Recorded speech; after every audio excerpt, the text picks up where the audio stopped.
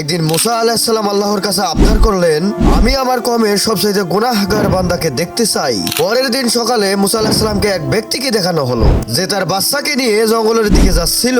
মুসা আলাইহিস সালাম আল্লাহকে বললেন, হে আল্লাহ, এবার আমি সবচেয়ে নেক বান্দাটিকেও দেখতে চাই। কিন্তু সন্ধ্যার সময় আবারও সেই সকালের ব্যক্তিটিকে দেখানো হলো। এবার মুসা আলাইহিস সালাম আল্লাহ তাআলাকে প্রশ্ন করলেন, আল্লাহ, এটা কি হলো? তখন আল্লাহ তাআলা বললেন, ওই ব্যক্তির ছেলে তাকে প্রশ্ন করেছে, বাবা, জঙ্গলের চেয়ে বড় কে? বাবা বলল পাহাড়। ছেলে বলল পাহাড়ের চেয়ে বড় কে? বাবা বলল আসমান। ছেলে বলল আসমানের চেয়ে আবার বড় কে? তখন বাবা কেঁদে ফেলে বলল, তোর বাবার গুনাহ। ছেলে বলল গুনার চেয়ে আর বড় কে? বাবা খুশি হয়ে বলল, আমার আল্লাহ তাআলার রহমত আর তার ক্ষমা। আল্লাহ তাআলা ইজ্জতের সাথে বললেন, হে মুসা, ওই ব্যক্তির অনুশোচনা এবং আমার প্রতি অগাধ বিশ্বাসের জন্য আমি তার প্রতি এতটাই খুশি হয়েছি যে তাকে গুনাহগার থেকে আমি নেক বান্দায় পরিণত করেছি। সুবহানাল্লাহ।